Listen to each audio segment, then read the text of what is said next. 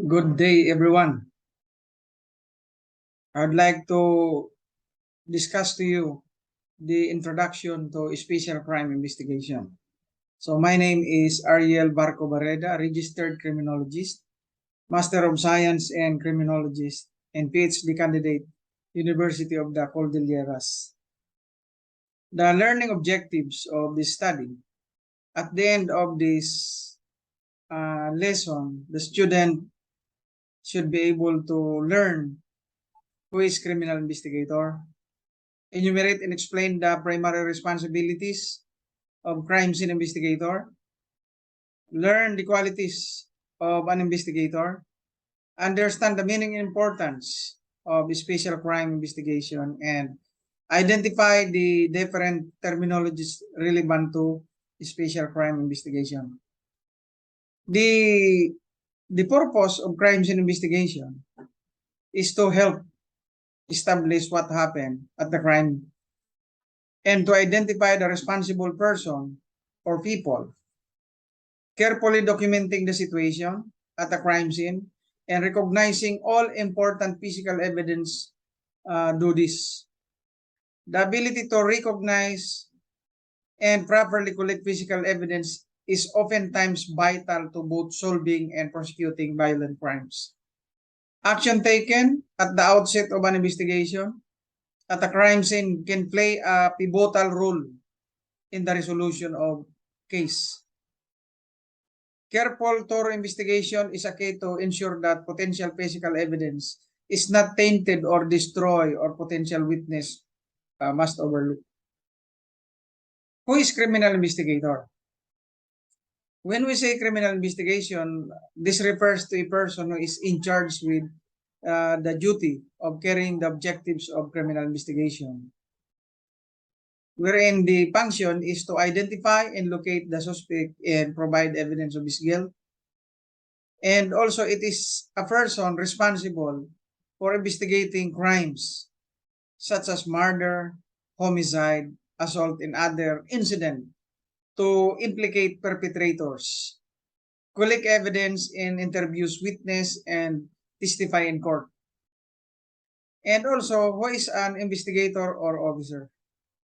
Investigator or officer shall refer to any law enforcement personnel belonging to duly mandated law enforcement agency tasked to enforce Republic Act 9208 such as officers, investigators, and agents of the Philippine National Police, National Bureau of Investigation, and the Bureau of Immigration as well.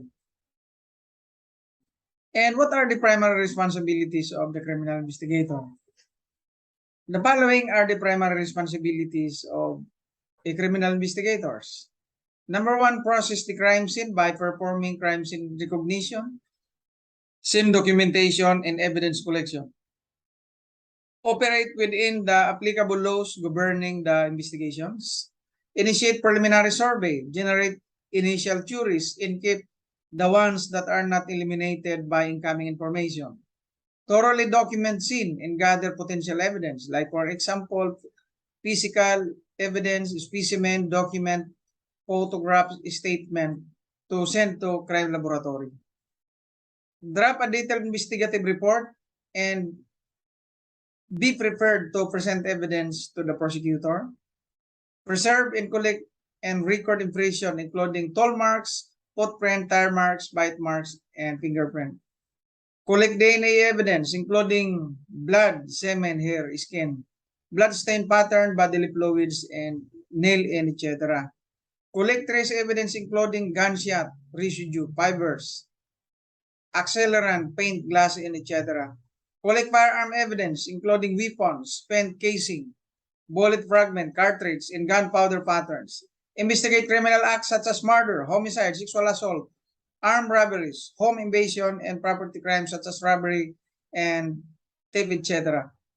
Interview informants, suspect, and witness to ascertain alibis, clues, time frames, and possible suspect. Collect enough evidence to support a court case against criminal.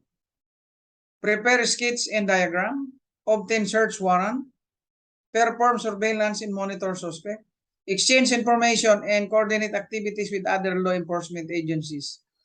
record physical information about the suspect, and etc. Next is, what are the qualities of a good investigator? A good investigator must possess a proven working criminal investigation experience in criminal investigation, hands-on experience with crime scene analysis and forensic science, proficient in interpreting evidence and reconstructing them, ability to observe minute details and to produce detailed report, in-depth knowledge in criminal law, rules and legislation, familiarity with all evidence types, example, circumstantial evidence, direct evidence, trace evidence, hearsay evidence, and etc. And also familiar with the rules governing the admissibility of evidence. Thorough understanding of an investigation process and techniques and the unique circumstances for its case. Strong analytical skills along with a good interviewing and interrogation skills. And lastly, honest and ethical with high level of integrity and confidentiality. So those are the qualities of a good investigators. Another, what is special crime investigation and its importance? Special crime investigation, it is the process of applying special equipment, special expertise, and also it needs one's expertise in a particular special instrument. It is also deals with the study of major crimes based on the application of an special investigative techniques. And what are the relevant terminologies related to special crime investigation? First is the crime scene.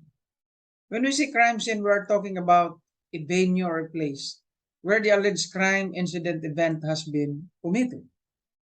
And also another terminology referring to investigation. When we say investigation, we're talking about the collection of facts to accomplish a threefold aim. Number one is to identify the suspect, to locate the suspect, and to provide evidence of his guilt. Another, if you are an investigator, in the performance of your duties, the investigator must seek to establish the following cardinal rules and during the conduct of investigation. Namely, what specific offense has been committed, how the offense was committed, who committed it, and number 4, where the offense was committed, and number 5, when it was committed, and lastly, why it was committed. Another is custodial investigation. When we say custodial investigation, this is conducted by the law enforcement officer after a person has been arrested or deprived of his freedom of action. It includes invitation to a person who is being investigated in connection with an offense. Another terminology which is Miranda Doctrine or the Miranda Rules. The Miranda Doctrine, this principle on the rights of the suspect from force or self-incrimination during the police investigation, as enshrined in the 1987 Philippine Constitution or the Bill of Rights. So that's all. Thank you for watching and good day.